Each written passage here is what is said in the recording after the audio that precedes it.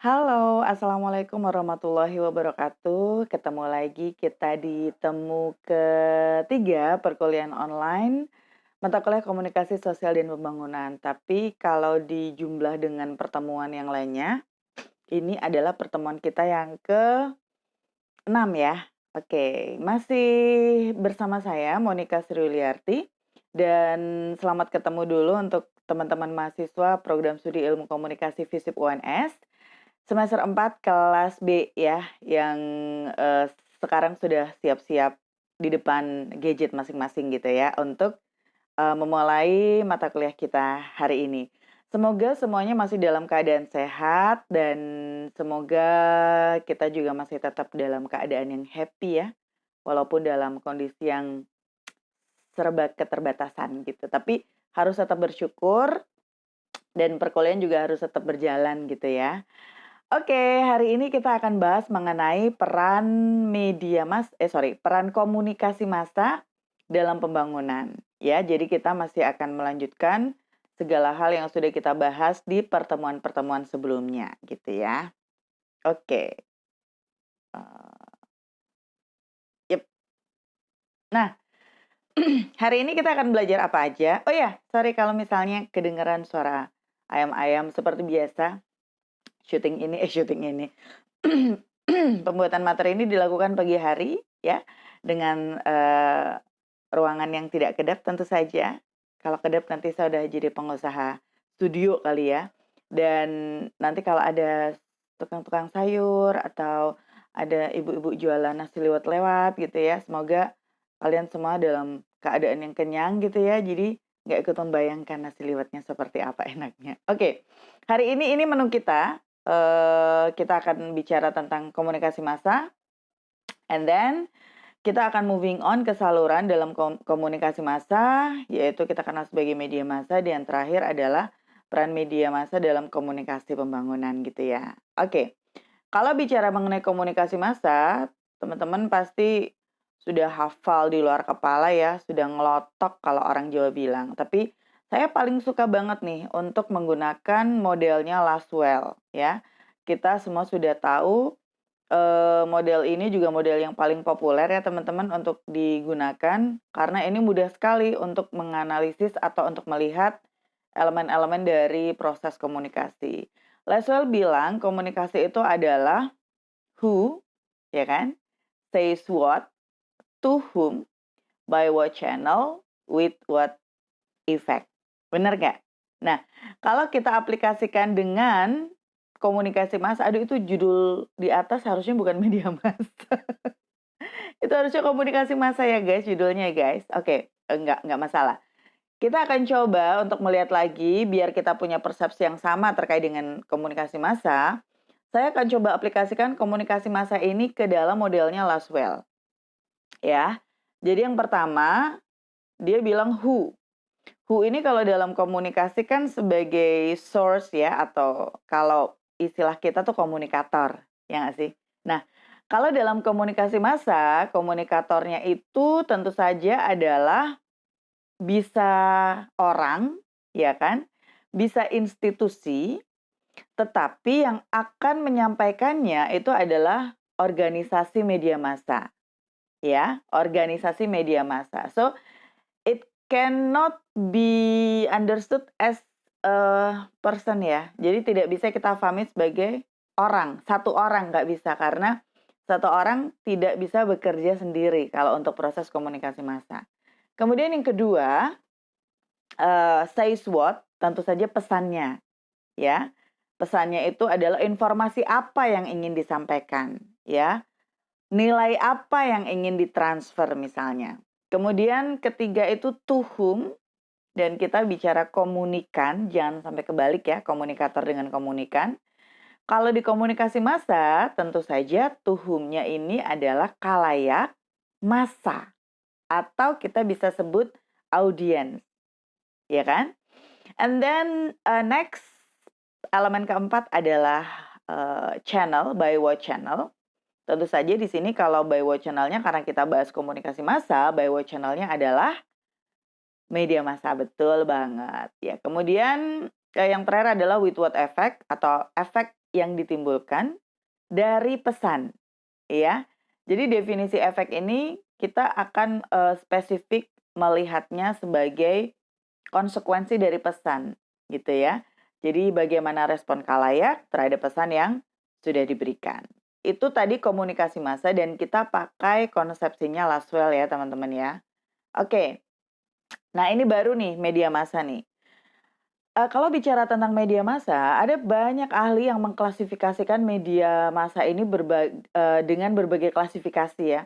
Tapi saya ingin mengklasifikasikannya dengan cara yang sederhana, yang saya yakin teman-teman juga sangat memahami klasifikasi ini. Jadi, ini konsepsi yang banyak juga dibikin oleh para ahli, teman-teman, bahwa mereka membedakan media massa itu menjadi 2, elektronik dan cetak, ya. Elektronik itu mereka bagi lagi menjadi 2, audio dan audiovisual, atau kita bisa lihat contohnya TV dan radio. Dan media cetak ini contohnya macam-macam, mulai dari surat kabar, kemudian ada buletin, ada majalah, ya, ada tabloid gitu. Kalau teman-teman familiar dengan media-media itu, pasti sepakat juga, gitu ya. Nah, jadi kita mengenal media massa itu adalah ini seperti yang tampak di layar gitu ya. Kemudian mungkin teman-teman ada yang bertanya, lalu posisi internet ada di mana ya, Bu? Nah, ada ahli yang membedakan media massa ini menjadi 2 teman-teman sebetulnya, yaitu media massa konvensional dan media massa modern. Atau ada juga yang mengatakan old media dan new media. Nah, kalau yang old media itu yang ada seperti di layar. Seperti yang ada di layar, kebalik ngomongnya, seperti yang ada di layar. Dan kalau yang baru, itu baru masuk ke internet. Mengapa mengapa saya tidak memasukkan, internet ke dalam media massa? Karena dalam internet ada berbagai bentuk komunikasi yang tidak bisa diklasifikasikan sebagai komunikasi massa, gitu ya. Nanti akan ada pembahasan mengenai bagaimana peran media baru terhadap komunikasi, tapi nanti di pertemuan ke-9 kalau saya tidak salah, nanti sama Pak Albert akan dijelaskan lebih detail mengapa kita membagi media massa seperti yang hari ini kita bahas dengan media baru yang nanti akan dibahas oleh Pak Albert, gitu ya. Nah, tadi materi 2 slide ini adalah materi review ya, mengingat kembali ya, refresh, apa sih istilahnya? Ya itulah pokoknya. Tapi yang pasti teman-teman pasti sudah, paham, sudah tahu apa itu komunikasi massa dan apa itu media massa. Di sini mengapa saya sampaikan lagi, lebih kepada untuk mengingatkan lagi, refresh ya, dan yang paling penting adalah kita punya satu, eee persepsi yang sama gitu. Jadi jangan sampai kita bahas hal yang sama tetapi persepsi kita berbeda gitu ya. Oke. Nah, ini selanjutnya mengenai peran media massa dalam pembangunan. Wilbur Scrum, teman-teman pasti ingat Wilbur Scrum ini adalah, teoris komunikasi yang juga sangat terkenal dengan ada yang masih ingat nggak? Dia tuh terkenalnya dengan apa? Ada? Nggak ada? Oke. Wilbur Scrum ini terkenal dengan, teori pers pemirsa, kok pemirsa? Teori pers ya teman-teman ya. Nah, kalau dalam, studi atau dalam konteks atau dalam field komunikasi pembangunan, memang Wilbur Scrum ini adalah salah satu ahli yang, pemikirannya banyak disitasi oleh banyak ahli. Jadi pemikiran Wilbur Scrum ini muncul pada, eee, era modernisasi. 2 minggu yang lalu, teman-teman, kita sudah belajar tentang, paradigma itu ya. Nah, dia muncul, sebagai salah satu ahli yang mengatakan bagaimana media massa itu memiliki peran yang sangat besar dalam pembangunan. Dan kalau teman-teman nanti ada waktu, teman-teman bisa googling bagaimana Scrum ini sangat fokus dan sangat into terhadap this matter. Karena memang dia sangat aware gitu ya bahwa memang, pembangunan dalam sebuah negara, apalagi negara dunia, ketiga ada nasi liwet tadi denger nggak? Aduh, ini kuliah apa sih sebenarnya? Oke, saya mudah distract, I know. Kita balik lagi ya. Scrum ini intens sekali mempelajari tentang bagaimana media massa dalam komunikasi karena di masa itu memang media massa baru berkembang ya. Jadi betul-betul dia perannya tuh sangat masif dibandingkan dengan ketika kita hanya melakukan komunikasi antar manusia atau human communication gitu. Nah, terkait dengan 3 hal ini yaitu to inform, to instruct, sama to participate sebagai yang diklaim Scrum sebagai peran media dalam pembangunan, ini tentu kalau kita aplikasikan, apalagi sekarang ya, itu sangat sangat sangat kontekstual. Misalnya to inform, media massa menginformasikan, oh jelas, pasti gitu ya. Apa yang diinformasikan?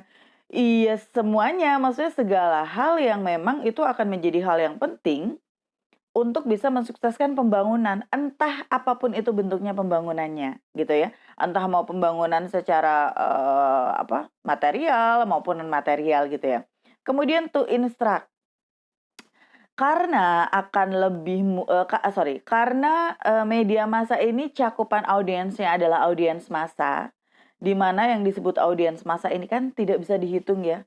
Kita nggak bisa bilang bahwa, "Oh pamflet itu media komunikasi massa dong karena dia mencakup banyak orang." Oh tunggu dulu, tidak bisa kita dengan serta-merta mengatakan itu karena karakteristik audiens massa itu jauh lebih besar daripada karakteristik audiensnya sebuah pamflet, gitu ya.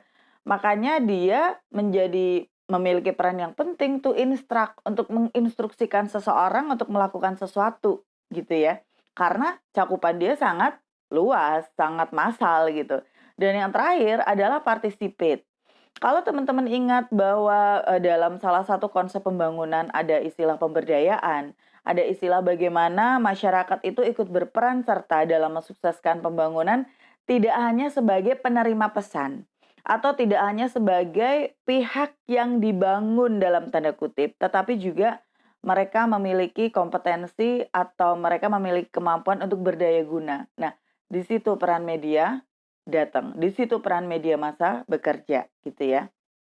Gitu. Jadi memang kalau kita aplikasikan dengan, era sekarang, saya yakin bahwa media massa masih memiliki peran yang sangat besar ketika dikaitkan dengan pembangunan, gitu ya. Nah, ada salah satu bacaan yang mungkin bisa teman-teman baca, bukunya ini chapter book ya teman-teman, judulnya Beyond Modernization and the Four Theories of the Press. Itu judul bukunya Internationalizing International Communication, dieditorin sama Chuan Lee. Teman-teman bisa akses ini, bisa download full text di JSTOR. Karena JSTOR selama masa COVID-19 ini membuka akses lebih besar, teman-teman nggak usah langganan, nggak usah bayar, bisa bisa download full. Nanti tinggal googling aja JSTOR free access, atau kalau nanti teman-teman mau saya bisa ngasih linknya. Dan sekarang di era sekarang memang ada banyak penyedia pustaka yang menggratiskan ya. Misalnya JSTOR ini, kemudian ANU, Australian National University juga gitu ya, dan Elsevier kalau saya tidak salah juga kemarin membuka. Artinya walaupun dalam kondisi keterbatasan, teman-teman nggak bisa keluar rumah, teman-teman nggak bisa ke perpustakaan, tetap akses-akses terhadap referensi yang bisa membantu perkuliahan atau pembelajaran, itu banyak yang menyediakan gitu ya. Jadi tetap semangat pokoknya dalam masa-masa ini, dan kita nggak tahu kapan berakhir, tapi kalau pada nurut, insya Allah dalam 2 bulan ya, beberapa pemberitaan mengatakan seperti itu, kita sudah bisa kembali normal lagi gitu ya. Tapi apapun itu, saya selalu berharap teman-teman tetap sehat gitu ya, tetap happy, jangan sampai merasa tertekan gitu ya, karena yang penting jiwa raga kita harus sehat gitu ya. Oke, terima kasih ya teman-teman yang sudah menyimak perkuliahan hari ini, dan nanti setelah ini kita seperti biasa akan melakukan diskusi. Salam sehat, tetap happy. Wassalamualaikum warahmatullahi wabarakatuh. Dah.